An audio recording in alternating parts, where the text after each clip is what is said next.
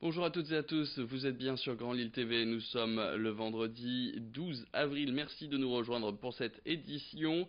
Et l'actualité de la métropole lilloise, d'abord, ce sont ces 55 sites administratifs qui vont être rénovés en France. Gérald Darmanin, le ministre des Comptes publics, l'a annoncé. Pour ces travaux, un budget d'1 milliard d'euros sur 5 ans a été débloqué, un programme présenté comme un plan d'investissement pour la transition énergétique, mais aussi la lutte contre l'obsolescence du parc immobilier de l'État. Gérald Darmanin, qui était d'ailleurs hier sur le site de la future cité administrative de Lille, elle verra le jour en 2022, juste à côté du rond-point de la Porte des Postes, précisément boulevard de Strasbourg. Ici, le public devrait être mieux accueilli, les services pourront tous être regroupés et des économies d'énergie vont pouvoir y être réalisées. Il table en effet sur 77% de dépenses énergétiques en moins. L'ancien bâtiment va lui être vendu, n'est pas encore question de démolition. Plus d'explications tout de suite sur ce nouveau site au micro d'Idil Gunay. 150 millions d'euros pour déménager la cité administrative que nous connaissons tous à Lille près de la gare, qui a encore quelques bons jours devant elle, mais qui mérite beaucoup de réhabilitation, qui mérite sans doute aussi un meilleur aménagement pour accueillir le service public et accueillir le public. Pour l'aménager ici, Madame la maire de Lille a souhaité que ce soit sur ce site. Je l'ai bien volontiers accepté, puisque je crois que Lille Sud connaît une configuration nouvelle avec son cinéma, avec son centre commercial, avec l'ANRU.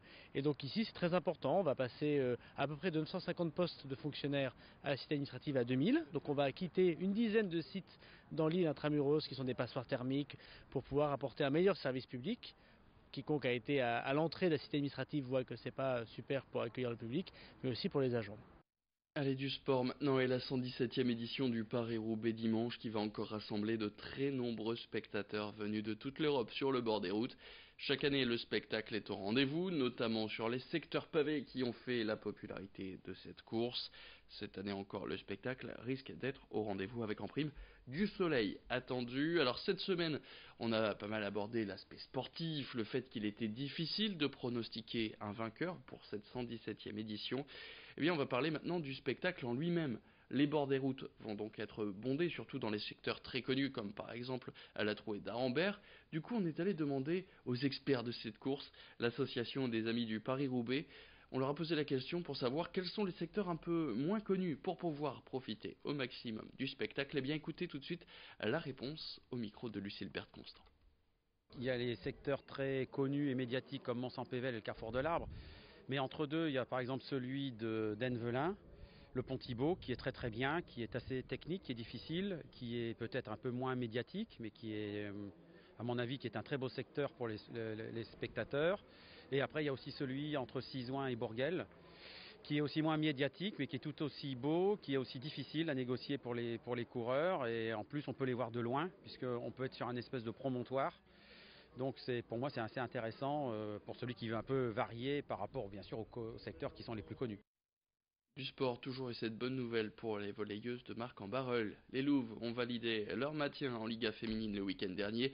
Mieux, maintenant qu'elles ont l'esprit libéré, elles peuvent regarder vers le haut du classement et pourquoi pas rêver à une accession au play-off. Xavier Silly a insisté à un de leurs entraînements cette semaine à la salle Saint-Exupéry. Il y a rencontré une équipe motivée et enthousiaste. Mais pour le coach Thibaut Gosselin, l'objectif c'est de rester focalisé sur l'instant présent et de terminer au mieux cette saison qui est pourtant déjà réussie. Pas question de faire des plans incertains, surtout au niveau du recrutement pour l'année prochaine. Écoutez tout de suite cette interview réalisée par Xavier Silly.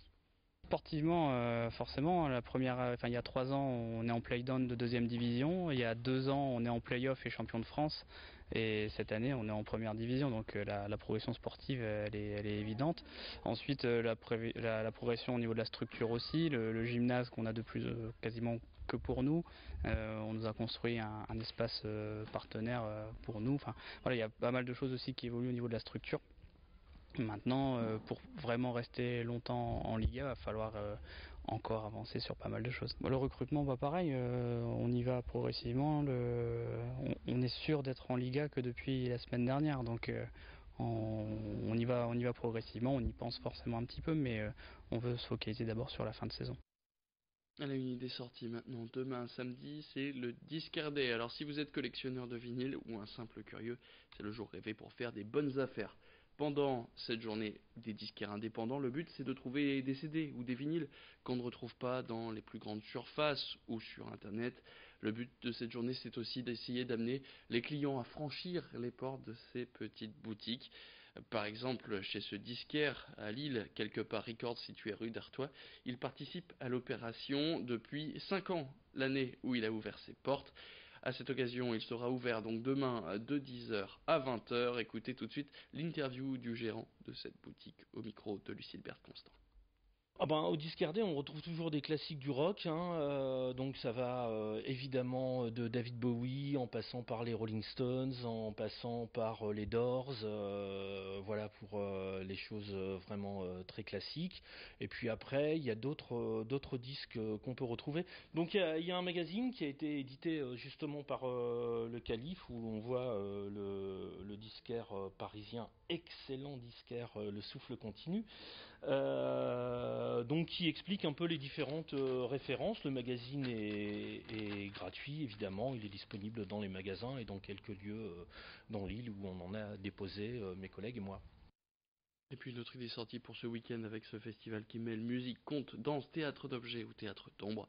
C'est ce que propose le festival très tôt jusqu'à dimanche à la Maison Folie Hospice d'Avray à Tourcoing. Des spectacles pour toute la famille puisque certains sont pour les enfants à partir de 6 mois. Les places coûtent entre 3 et 5 euros selon si vous êtes tourquenois ou non. On vous conseille d'ailleurs de réserver sur internet au vu du nombre limité de places, mais vous pouvez aussi les acheter sur place.